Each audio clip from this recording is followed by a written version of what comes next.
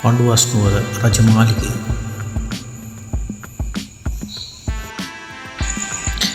දිය අගලයකින් වටවෙච්ච ඒ වගේම ශක්තිමත් සුවිශාල ප්‍රාකාරයකින් වටවෙච්ච රජමාලිගයක්.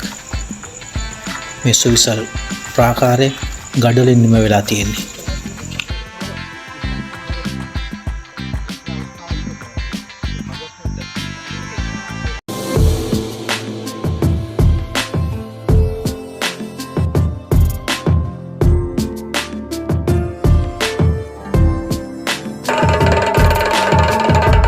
Welcome to Hella Duranta, Hella Basin, YouTube. Presented by Chaminda Kumara Dalavala. ලංකාවේ වර්තමාන පළාත් බෙදීමට අනුව වයඹ පළාතේ කුරුණෑගල දිස්ත්‍රික්කයට එහි හෙට්ටිපොළ නගර ආසන්න කොටම්පිටිය ප්‍රදේශයටයි මේ අපි ප්‍රවිෂ්ඨ වෙන්නේ. අපි මේ ඇතුළේ ක්‍රමවත්ව සිටවන ලද විශාල තුරුවලින් ගහන වැව් බැම්මක් වෙන ප්‍රදේශයකට.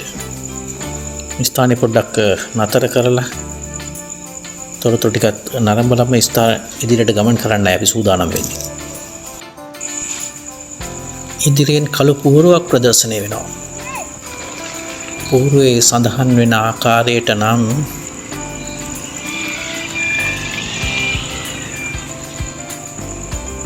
පරාක්‍රමපුරේ පඬුවස්නුවර කියලා තමයි සඳහන් වෙන්නේ. මේකේ ඇතුලේ තියෙන දේවල් ගැනත් ඒ පූර්වයේ සඳහන් වෙනවා.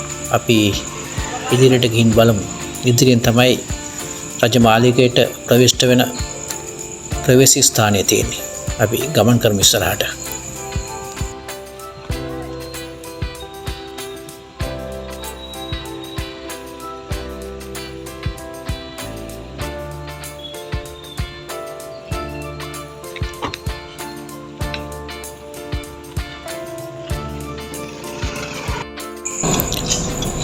වම් පසින් දාගැබක නටබුන් දැක ගන්න පිළියම් වෙනවා. අර ඈතින් පේන්නේ ඒ දාගැබේ ගඩොලින් තියෙන නටබුන් ටිකක්.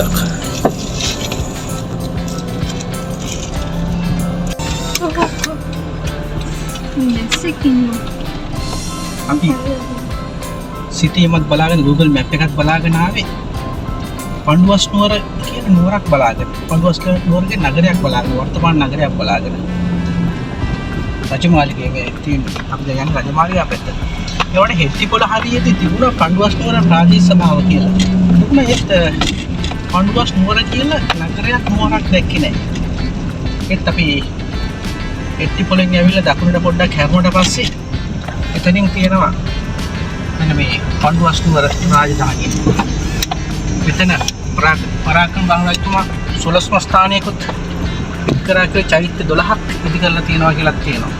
මේ ඇතුලේ පරාක්‍රම බහුරජතුමාගේ රජමාලිගය, මේ රජමාලිගයේ සමාන වෙනකොට පුරණාරුවේ තියෙන විජයෝත්පායට පුරණාරුවේ තියෙන රජමාලිගයට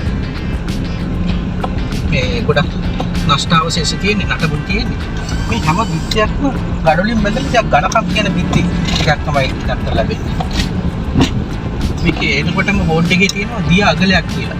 මම හිතන්නේ අපි මේ ගමන් කරන්නේ මේ දිය අගලේ වටේ වෙනවා. දිය අගලට එහා පැත්තේ ප්‍රාකාරයක් තියෙනවා. මේ ප්‍රාකාරය ඇතුලේ තමයි මේ කියන සොරස්ම ස්ථානේ ඔය ටික ඇත්තේ. අපි ඉස්සරහට ගිහලා බලමු. ඉතින් තමයි ඇතුල් වෙන ස්ථානයේ තියෙන්නේ. තව මීටර 50ක් විතර වගේ ඉස්සරහින්. අපි එතෙන්ට යන්නේ. අපි ගිහලා බලමු.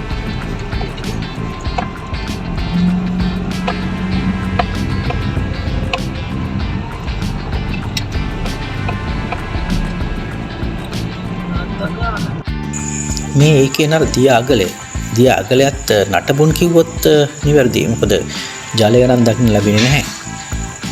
මේක පුරාවිද්‍යාත්මක ස්ථානයක්. අපි දැන් මේ ඇතුල් වෙන්නේ ඒ පුරාවිද්‍යා භූමියට. දියාගලයට පිටුපසින් එහෙම නැත්නම් දියාගලට ඔබෙන් තියෙන සුවිශාල ප්‍රාකාරයේ මේ ප්‍රවිෂ්ඨ වීම ස්ථානය. මේ බලන්න මේ ප්‍රාකාරයේ කොයිතරම් සවිපත්ද කියලා ගඩොලින් කරලා තියෙන්නේ. මේ වෙනකොට නරඹන්න සෑහෙන ප්‍රමාණයක් ඉන්නවා. මේ පුරාවිද්‍යා භූමිය නිරීක්ෂණය කරන්න නරඹන්න.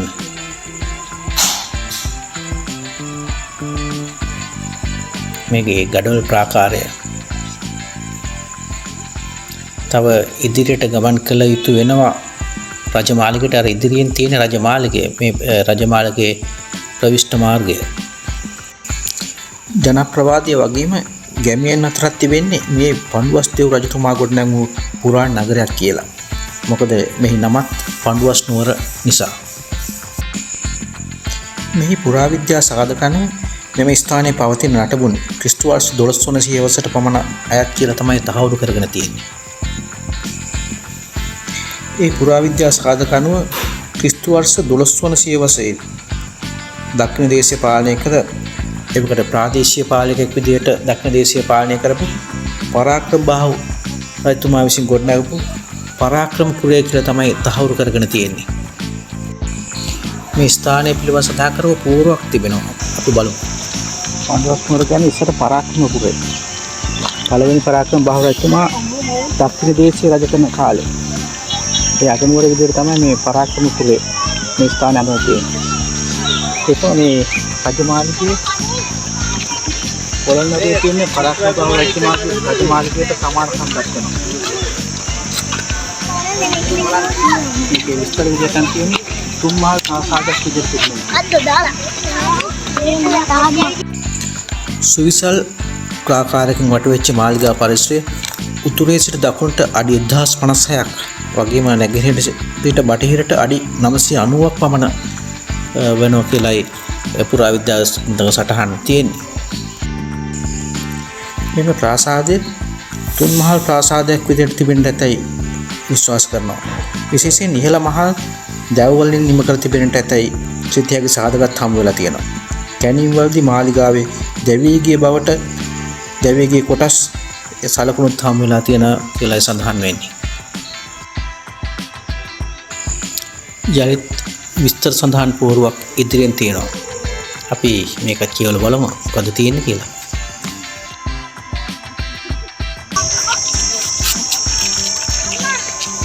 ඉස්සරහින් තියෙන පඬුවස් නුවර විස්තර සමාගමක් තියෙනවා. එක් අවස්ථාවක මේ පඬුවස් නුවරට පැමිණෙලා තියෙනවා. ආපු වෙලාවේ ආසන සෙල් ලිපියක්. මෙතන මේ ආසන සෙල් ලිපිය මේ ඉස්සරහින් තියෙනවා. අපි ගිහිල්ලා බලමු මේක.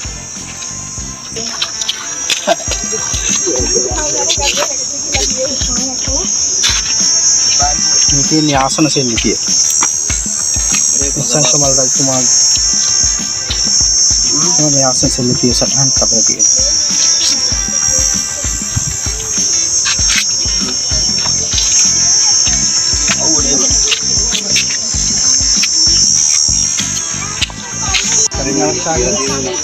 මේ සිංහාසනයට ඇවිල්ලා මෙතන සිංහාසනේ වාඩි වෙලා නැතුම් ගෙවුම් කරලා තියෙනවා.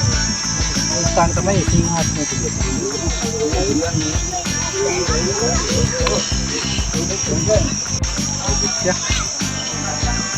අඩි එකමාරක් දෙකක් විතර වගේ ඝනකම් වෙනවා.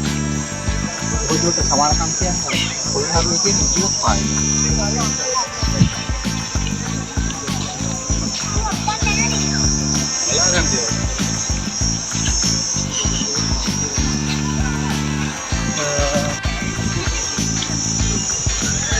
මේ රජමාලිගයේ තියෙන විශේෂත්වය වන්නේ මේ පැරණි වැසිකිළිය. ඒ කාලේ වැසිකිළියක් කරන වැසිකිළි වලකට සම්බන්ධ කරලා මේ තියෙන මේ පැරණි වැසිකිළිය. එවැනි වැසිකිළියක් දක්වන්න පුළුවන් වෙන්නේ පොළොන්නරුවේ තියෙන විජේකුමාර කියන්නේ මෙච්චර පැහැදිලිව දක්වනවා. ඒක තියෙන කාලේ වැසිකිළි වල මේක ලොකුයි බං.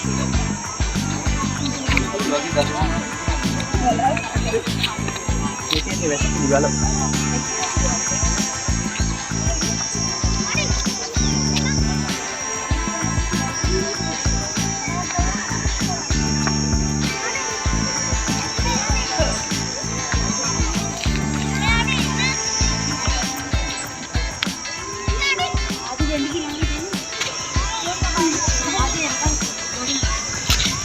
අපි නැරඹුම් කරන මේ නටබුන් ගොඩනැගිලි අතර මුලින්ම දැක්ක විශාල ආලින්ද වෙන ස්ථාන. රජමාලිගාවේ තියෙන ගබඩා කාමර. ගබඩා කාමර 1 2 3 4යි 1 2 3යි 4යි 5යි 6යි 7යි ගබඩා කාමර 7ක්. අර ඔක්කොම ගබඩා කාමර දාලා හරිය තියෙනවා. ඒ ටික මම හිතන්නේ නිදන කාමර වෙන්න. මේ ටික සාපේක්ෂව බලුවොත් පස්සේ පොඩි කියන්නේ මේ ටික නිදන කාමර. ගබඩා කාමර කියන්නේ බඩු උතුරුම් කරන කාමර වෙන්නේ. අර ටික නිදන කාමර වෙන්නේ.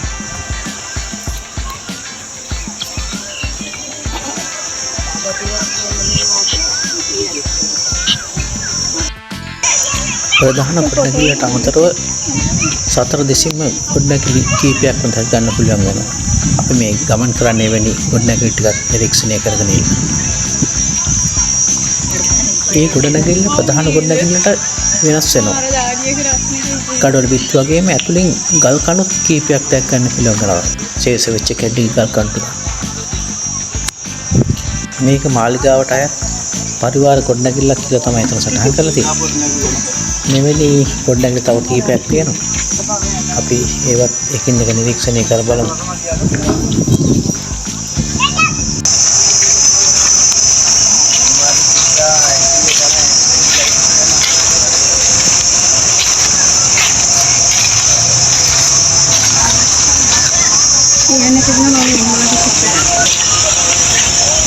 මේ රජමාලිගයට අයත් පොකුණක්. නාපු එකක් එහෙමද? පොකුණක් කියවම නාන්නේ නැතුව. ඒකේ පාට දැක්කම පොඩ්ඩක් අවල් ගියා. ඒ වගේම දැන් පාට මෙහෙම වුණාට බහින්න තියෙන්නේ. දැන් පාට මෙහෙම වුණාට ඒ දවස්වල හම්බෙලාවේ මේ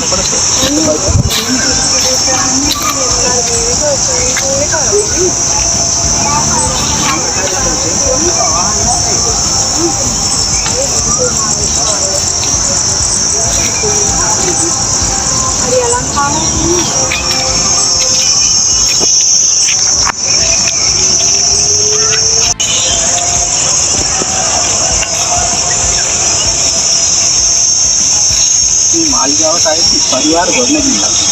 මේ ගොඩනැගිල්ල අවට තියෙන ගස් පැල් වලත් පේන මේක වෙනක් වගේ ගාන ලස්සනට තියෙන්නේ නැති. අඩක් කියලා තියෙන්නේ නැති වෙනක් වගේ.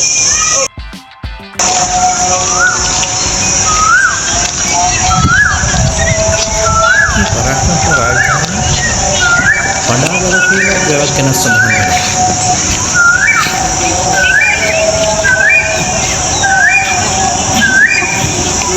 මේකත් මාලිගාවට අයත් පරිවාර ගොඩනැගිල්ලක්. මාලිගාව දෙපසින්ම තියෙනවා පරිවාර ගොඩනැගිල්ල.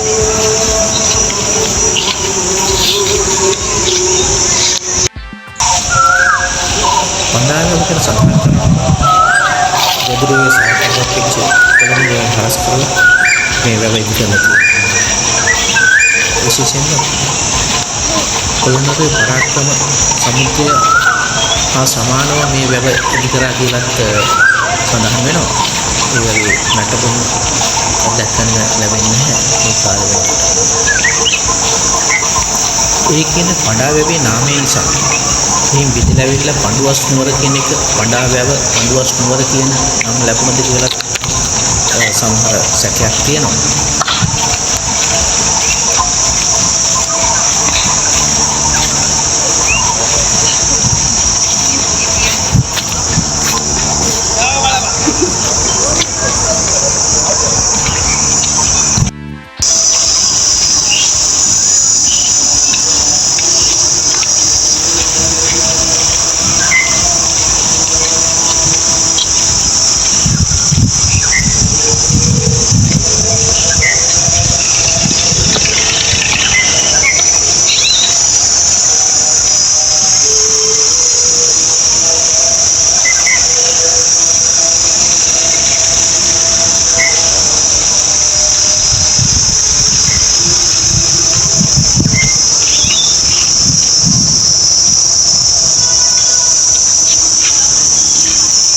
වටෙන් පේන්නේ රජමාලිගාව වට කරලා තියෙන ප්‍රාකාරය. මේ ප්‍රාකාරය පිටින් දිය අගලයක්ත් තියෙනවා.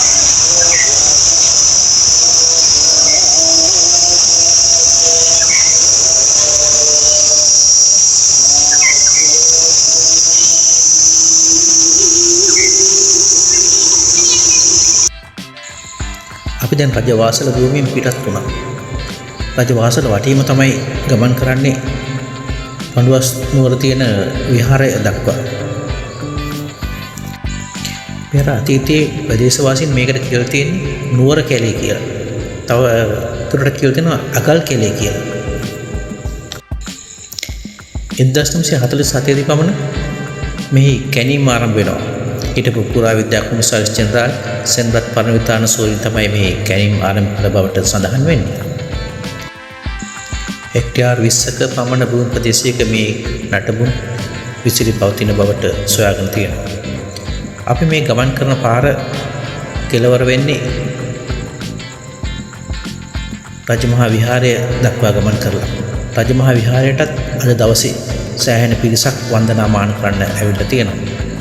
මේ විශාල වාහන ප්‍රමාණයක් දිස් වෙන්නේ ඒ වන්දනා කරන්න ආපු පිරිස් වෙයි. මින් ඉදිරියට ඇති කොටසේ ආගමික ස්ථානවල නටබුන් දක්න ලැබෙන බවයි පැවසෙන්නේ. අපි ඉදිරියට කියලා බලන්න ඕනේ. කොහොමුණත් අර මුලින් සඳහන් කර විදිහට 16 ස්ථානයක් විදිහට ආරම්භ කරන ස්ථානයේ මේ එක් දාගැබක කොටසක් පේනවා මේ බස් රථ අතරින්. දාගැබ 12ක් තිබුණා කියලා 16 ස්ථානයක් විදිහට සංවර්ධනය කරාට තව ස්ථාන 4ක් තියෙන්නේ නැති වෙනම දාගැබ නොවන දාගැබ 12ක් අපි නැවතත් හමුවෙමු. පඬුවස් නුවර රජමහා විහාරයේ සඳහන් වෙන වීඩියෝ තුන එතෙක් ඔබ සැමට සුබ දවසක්. ආයුබෝවන්.